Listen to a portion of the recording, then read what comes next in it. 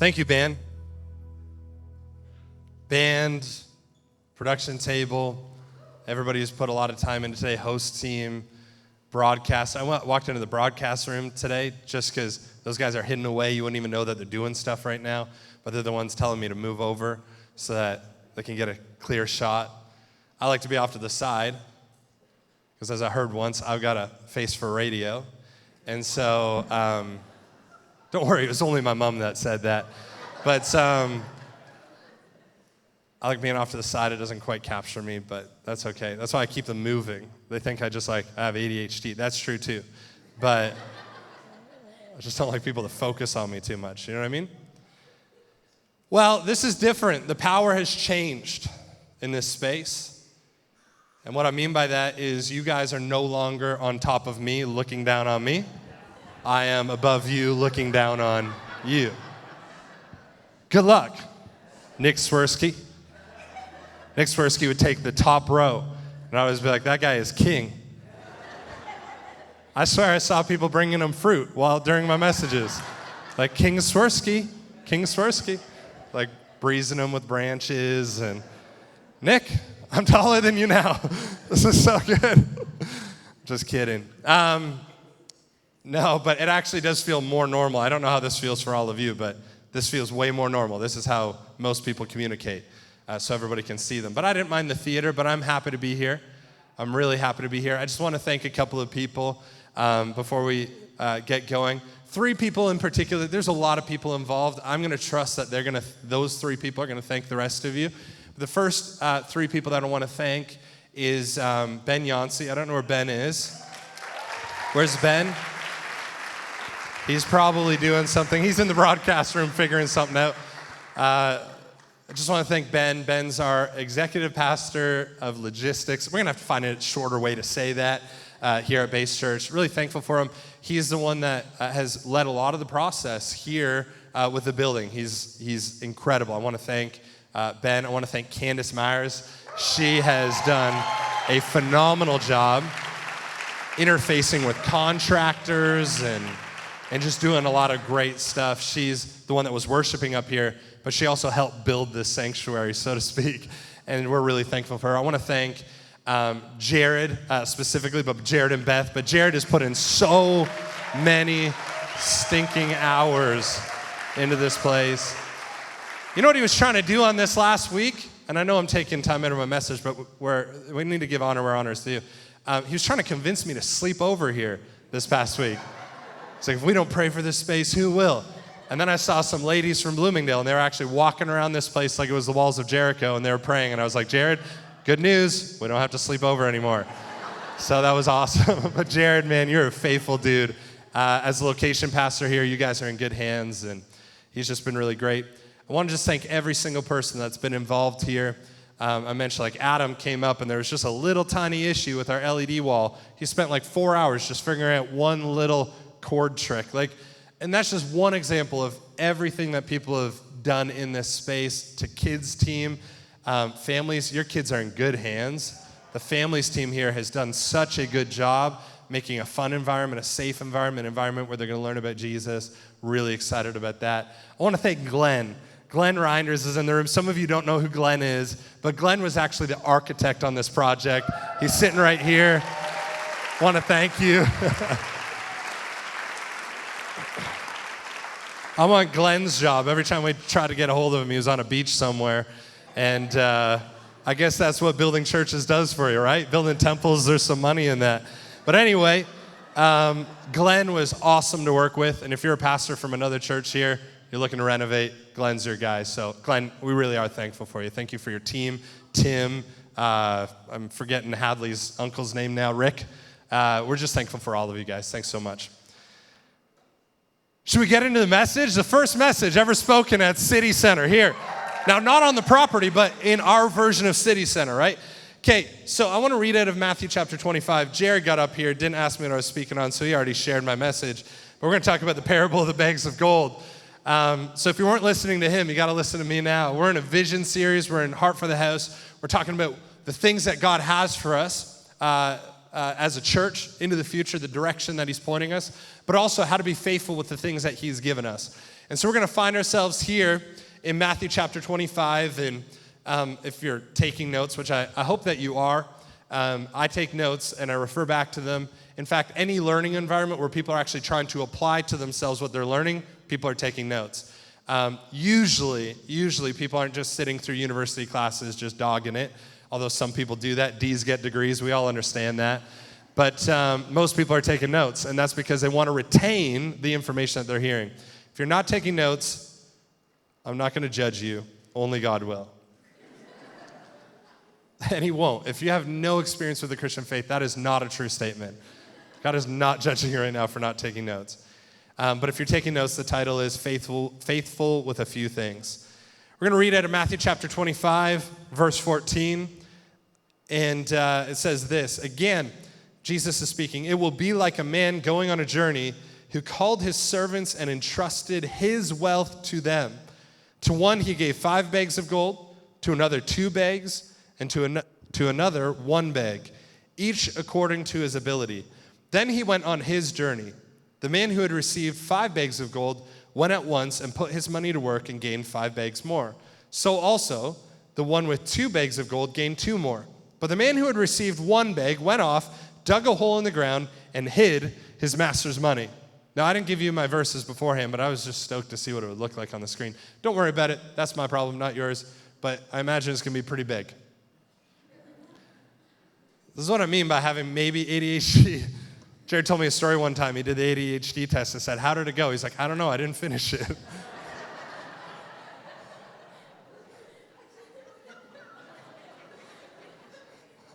That's a sure sign Jared has ADHD. It's 10 questions, by the way. If you're wondering how long this test is, it's 10 questions. I think it was actually Beth that asked you. "How did it go, Jared?" What? You made it to 7. A holy number. Okay. Anyways, the reason I got on that thought is because I'm just curious about everything that's going on. It's not fair in one sense that I'm the one speaking because I just want to know how everything's going behind me. Okay. Continues on. After a long time, the master of those 2 servants returned and settled accounts with them. The man who had received 5 bags of gold brought the other 5. "Master," he said, "you entrusted me with 5 bags of gold. See, I have gained 5 more." His master replied, "Well done, good and faithful servant. You have been faithful with a few things. I will put you in charge of many things. Come and share in your master's happiness." The one with 2 bags of gold also came. "Master," he said, "you entrusted me with 2 bags of gold. See, I have gained 2 more.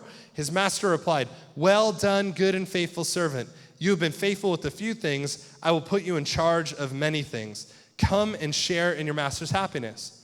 Then the man who had received 1 bag of gold came.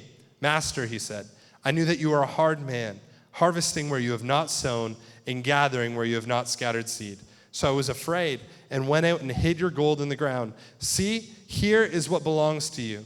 His master replied, "You wicked, lazy servants. So you knew that I harvest where I have not sown and you gather where I have not scattered seed? Well then, you should have put my money on deposit with the bankers so that when I returned, I would have received it back with interest. So take the bag of gold from him and give it to the one who has 10 bags. For whoever has will be given more, and they will have an abundance. Whoever does not have, even what they have will be taken from them.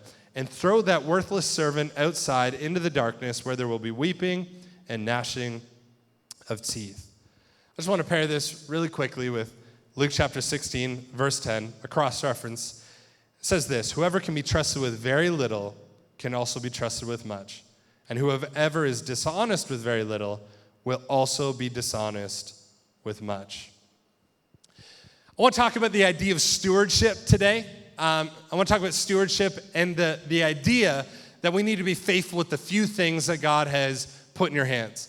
Now, some of us, that's an easy transition in our minds. When we hear that thing and we say, "Okay, I need to be faithful with the few things that he's placed in my hands," some of us are going, "That's easy for me. I only have a few things." But for some of us, we're going, "I'm doing okay. You know, I've done the thing. I've passed all the checkpoints my parents would have expected me to pass at this point in my life. I'm doing okay. Maybe I don't have a few things." In many ways, what we have to understand is that in this passage, what God is referring to as a few things is whatever is in your hands, right? Do you notice that he doesn't refer to the one as having a few things, but he says, he who is faithful with a few things will be given much. Well, he's actually referring to the person that had 5 and he yielded 5 more. So even the person that has been given the most is responded to or referred to as a person with a few things. And that's important for us to understand because every single person in the room has a responsibility to be faithful with the things that God's actually placed in our hands. Now, stewardship, what does this mean? Stewardship is different than ownership. Do we understand that? Stewardship is different than ownership. Ownership is the ability that, hey, I can do with what I've got, however I want to deal with it, I'll do that because what I have is mine and I'll treat it the way that I want to. Stewardship is recognizing that what you have in your possession or what you actually have as a person is actually not something that is meant just for you, but it's actually something that is loaned to you for a period of time and you have a responsibility for it while it's in your possession. My brother-in-law, who helped start Slate Church with Emma and I, his name was Luke. Many of you will know him. He had a famous saying. I'll call it a famous saying. He loved to tell this joke everywhere he went. He said, "What's the fastest car in the world?" I'd be like, "I don't know." I did know after the 7th time he said it. But I'm like, "I don't know." He said, "A rental car." And I'm like, "Oh, that's pretty good, actually." The fastest car in the world is a rental car because it's not yours. You know, you're not, who cares? You know, you put a damage deposit on it. I saw the other day somebody post like this picture and they said, "Well, I probably shouldn't have done this with the truck." And it was a U-Haul truck out in the middle of the boonies in nowhere, and they took it mudding, and they were claiming that the damage deposit wouldn't cover what they did with the truck. And I'm like, well, what did you think? You know what I mean? So what we're talking about is the difference between ownership and then it's actually between ownership and recognizing somebody else owns something. Because sometimes when we recognize that something's not ours, we don't put any effort into it at all. And so we have, on one hand, a tight-gripped approach where we go, this is mine. This is mine to steward. This is mine to do. Whatever it is. On the other side, we go, I don't care about it because that has nothing to do with me. Stewardship is somewhere in the middle, recognizing that what is in our possession is our responsibility, but it's not ours. You know who sucks with stewardship? Kids.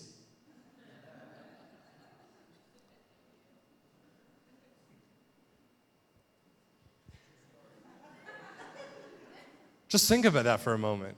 Kids are the worst with stewardship. I'm pretty sure on the way here, I heard an argument in the back of our truck over whose goldfish. What the little goldfish. You guys know, I'm not talking about a live goldfish. You guys understand this. I'm talking about a cracker. Maybe a little bit more reasonable if it was a live goldfish. I could understand some possessiveness over Goldie the goldfish. You know what I mean? For the 10 days that it's alive. But no, I'm talking about a cracker that disintegrates the moment you touch it. You find it pressed into your carpet all the time. I'm talking about a cracker that belongs to nobody, but all of a sudden it is the most prized possession of a child with hunger pains. So they give it to me. They're like Gollum with the ring. You know what I mean? Like, that's mine. Kids stink with this, and as much as I would like to say as we grow up to be adults, we're better with this, the reality is we're no better, right? Like, how many of us are failing in this moment to realize that house that you have isn't actually yours? Yeah, but I'm on the title. Well, we could take a financial approach to this and just argue for a second that it's actually the bank's, right? That's depressing, though. So let's take a spiritual approach. Everything we have been given is God's.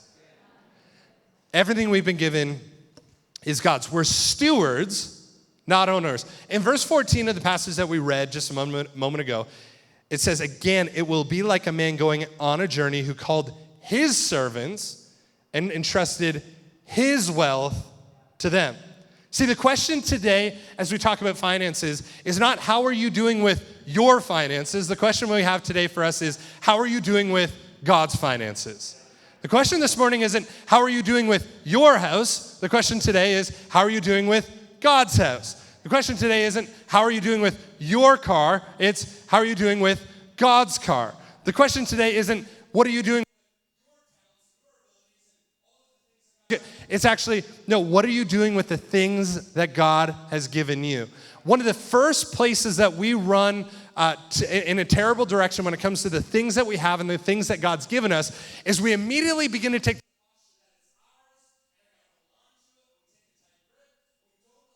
to speak into the things that he wants to speak into, and we treat like everything that we've got is ours.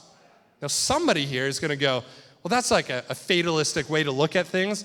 I just had another moment where I was just thinking about different things. My mind is going berserk right now. We should show everybody how we can put up the blinds. Look at this. I was like, why does it feel like nighttime in here? Look at this. This is something we have the ability to do. I don't know if this is good for the online community or not. I know that it impacts video, but doesn't this feel so much better?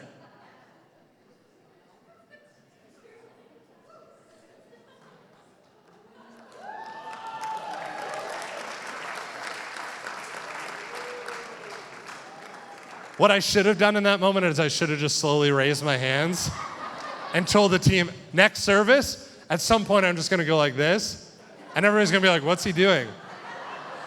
And when we get to the top, I'm gonna do this, and I'll bring them back down. No, I'm kidding, just leave them. This is kind of nice, just leave them for now, So nice. This isn't something that we could do in the theater. They wouldn't let us do this. If it's terrible for online, you can shut them. It's fine. It's good? Come on. Praise God, eh? Praise God.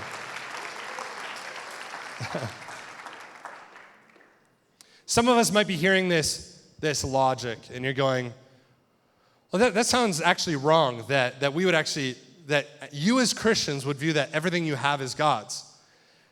That's interesting, and I could understand the debate. If you're here and you're going, that's exactly what I don't want that's why I don't want to be a part of Christianity. Like you guys are so brainwashed that you would really believe that this deity that I don't even believe in is actually owning all of the stuff that you actually have. Here's the thing, is I just want to encourage us that it's not only a way that as Christians we need to live, but it's just a better way to live in general. Take this for instance. I spend so much time worrying over whether or not parts of my house are going to break down. Anybody else? You own something, you spend most of the time owning that thing, worrying that thing is not gonna be in the same condition that it once was. You don't have to have a house to be a part of this example. I once had an iPhone, I was carrying it, it fell off, it cracked. You wouldn't believe the amount of stress that brought my life. The very first iPhone I ever had cracked, and I'm like, oh my gosh. Now here's the thing, when we're going through things in life and we're filled with that anxiety of is the thing that I own actually gonna hold up over the course of years? Is it better to believe that that thing is yours and that you're responsible for it? Or is that actually better to believe that it's God's and that he's a partner in whatever you've got and he's gonna actually help you along as you face the troubles that are in front of you? Let's say God wasn't real. It's still a way to just get rid of anxiety. But let's say he is, all of a sudden you are partnering, and this is what I believe, with the creator of the universe. He can certainly help you in whatever else is going on in your life. But I want to invite him in as a partner. I don't want to act like I own everything that God gave me and then run into hardship and wonder, why is it that I'm going through all this and why can't I push past and why does it feel like all this weight is on me? I want to go through that and go, God, all of it's yours. If this thing's gonna break down, you're gonna have to help me pay for it.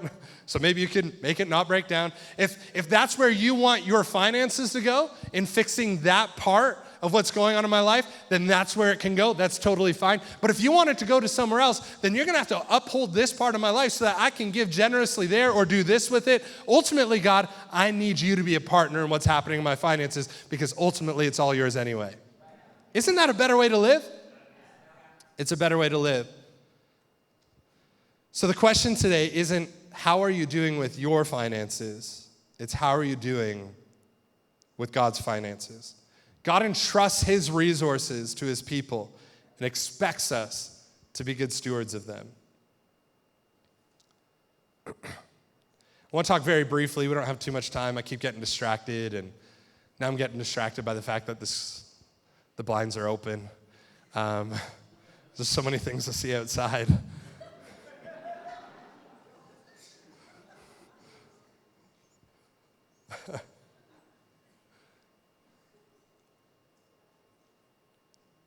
But I want to talk about a few of the things that begin to happen when we don't view ourselves as being in partnership with God and actually stewarding the things that he has given us. See, one of the things that we see in this passage, but also in our lives, is often when we don't have a proper view of stewardship in our lives, that we're actually just stewarding what God has given us, we often begin to procrastinate on our purpose. What does this mean?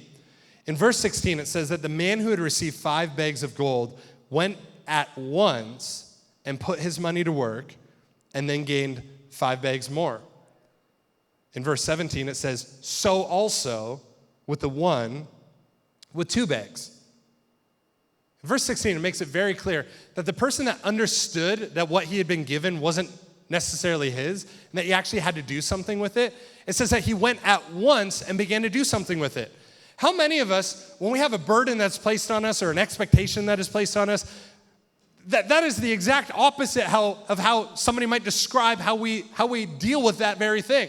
We don't go at once, but we often are found dilly-dallying. We're often found doing our own thing. We're often found distracted. We're often found doing anything but being focused at going at once and dealing with what God's placed in our hands. We see in this place that the person that gets reprimanded, the man that gets reprimanded, one of the problems that he had is he didn't get to work right at once when things were actually going on in his life. When he was given the talent that the master had given him, rather than going at once, it says he went off.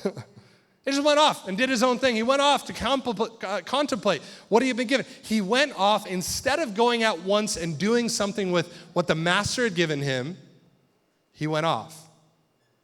Kind of just did his own thing.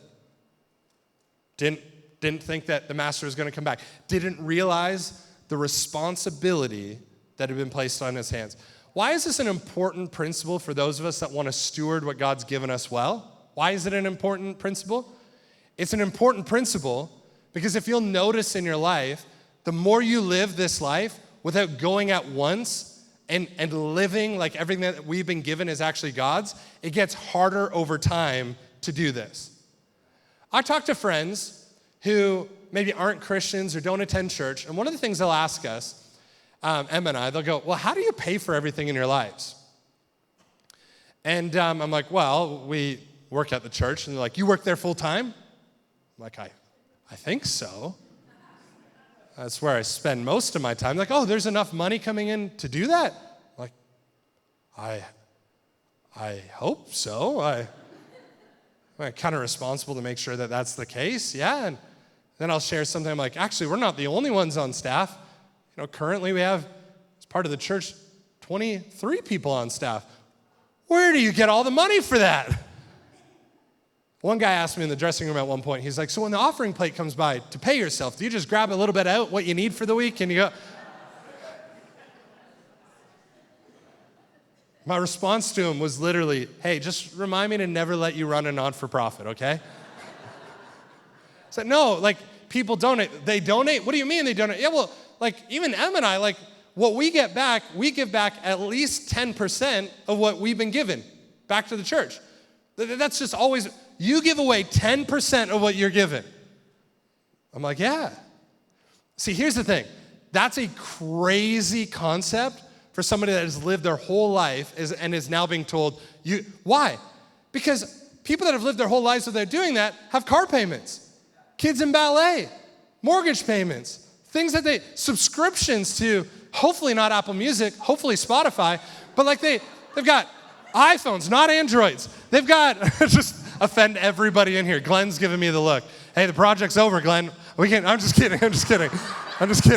It's not over. We need you still. Androids are great, but they really aren't, you know?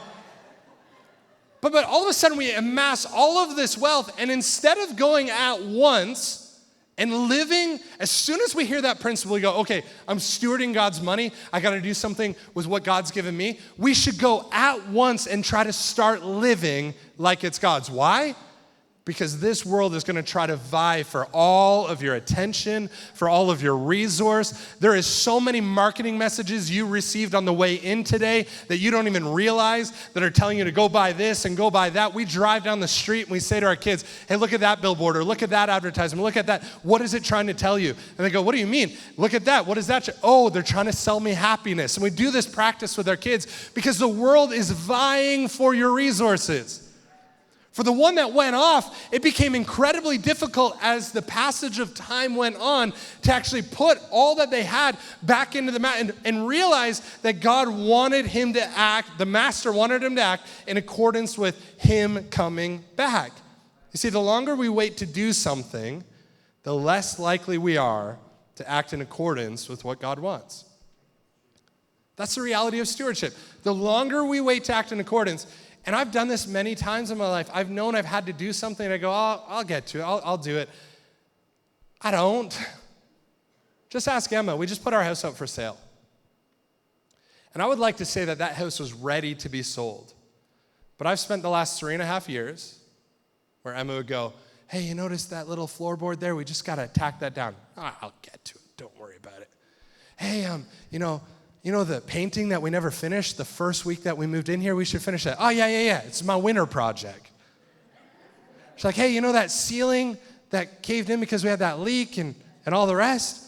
The leak was Claire turning on the faucet upstairs and leaving it on. She's like, there's no ceiling there because we took it down to just deal with that damage? Like, we should fix that. And I'm like, oh, yeah, it's a spring project. So we go to sell our house, right? And we've got real estate agent comes through.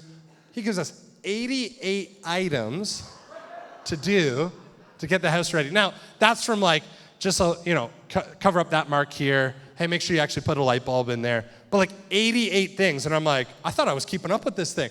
How many of us think that we're keeping up with our finances in a way that God wants us to? We're actually stewarding things. And yet the reality is that we went off and did our own thing rather than going at once and going, God, how might you want to impact that which you've given me? Stewardship introduces us to a world of possibilities where trying to be owners limits the possibilities in front of us. There's a guy named Bob Goff. Some of you might know him. He wrote a book. And basically the whole book is just stories where he just thinks anything's possible. And don't worry, there's a lot of people leaving right now. It's not because they hate my message. It's because they're getting ready to invite new people into the service. Although it's getting me nervous. I'm like, maybe this isn't a message that people want to hear.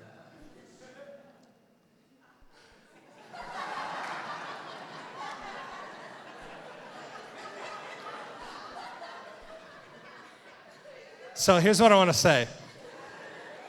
It's a really great way to not hear this message if you don't, is just pretend like you're on team.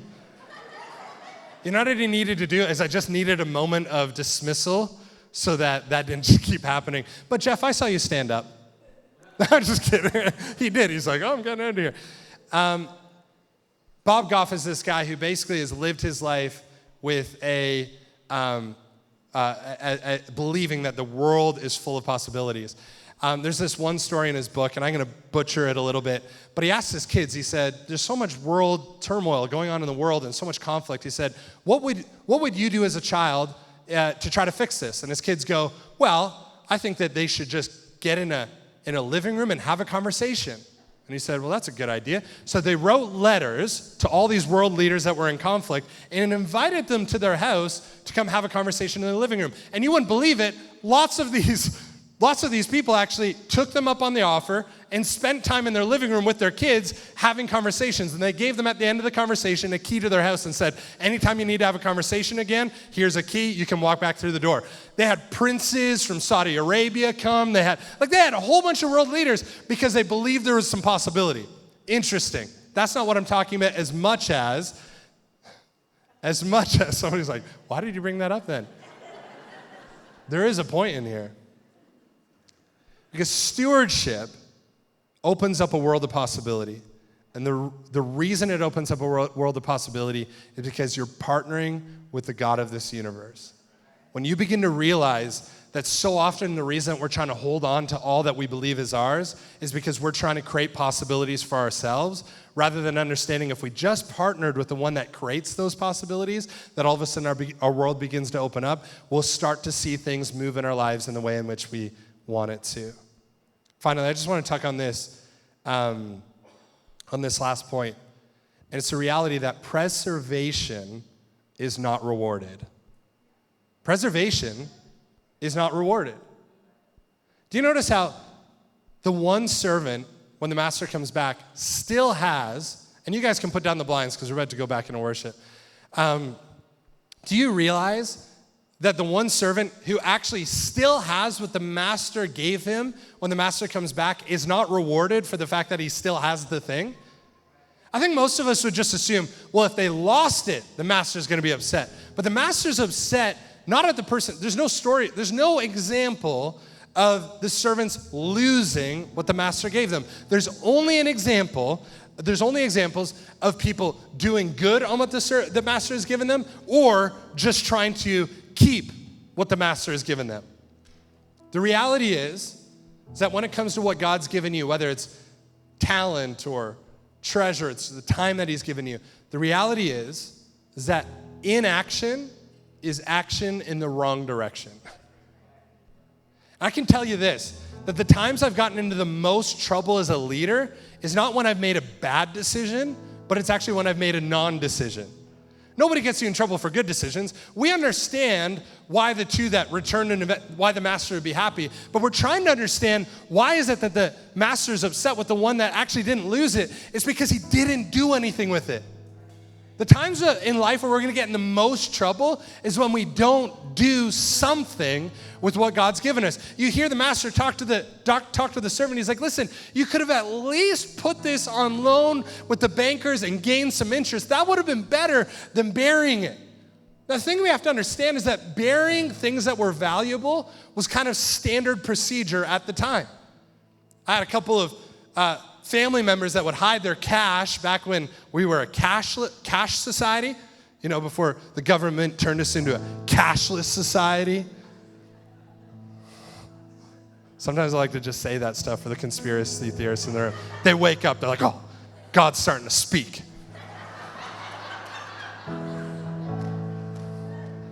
This is what I'm here for. I need to hear about the end times a little bit more. Listen. I had a couple of family members that would hide money between the mattresses. Hiding valuable things during the time wasn't abnormal. In fact, it was the norm. What this guy went and did was what everybody was doing. And that's kind of the problem, church, is that if you're modeling your finances based on what everybody's doing, I want to ask us a question. Are we doing it out of stewardship, or are we just doing it to try to get ahead? Are we doing it out of stewardship, or are we doing it because we believe that we are owners? Are we doing it out of stewardship, or are we looking to God for the principles in which he wants to implement in our lives? It was not an uncommon way of hiding objects for safekeeping, but it was the wrong way of handling what the master had given the servant. So here's the reality, is that preserving what God has given you is not the task for us, church. Preserving things is not the task, but doing something with what God has given us is the calling that God's given to us as a church. One of the things I find actually quite interesting about the two servants that actually did good on what the master had given them is that it doesn't actually tell us what they did to double what the master had given them. Not only did it not tell them what they did with it, we also don't see the master giving them any instructions based on what they should do based on what he's given them. All we see is a reprimand for not doing something. And this is the thing that I think we all have to understand in this room, is that God's not waiting for you to get it perfect with what he's given you. He's just waiting for you to get on with it. Do something. Do anything. Put it on loan with the bankers. Well, I don't know how to fulfill my calling in this life. Well, just serve on host team then. Do something. You might not, I don't know if I'm supposed to be a missionary or a pastor. Maybe you're supposed to be Somebody who works a normal job and just does it for the glory of God. Do something. Well, am I supposed to do this or am I supposed to do something? Am I supposed to give this or am I supposed to just give something? Am I supposed to spend my time here? Do something. God's not waiting for you to be perfect. He's just waiting for you to do something. He's waiting for you to do something.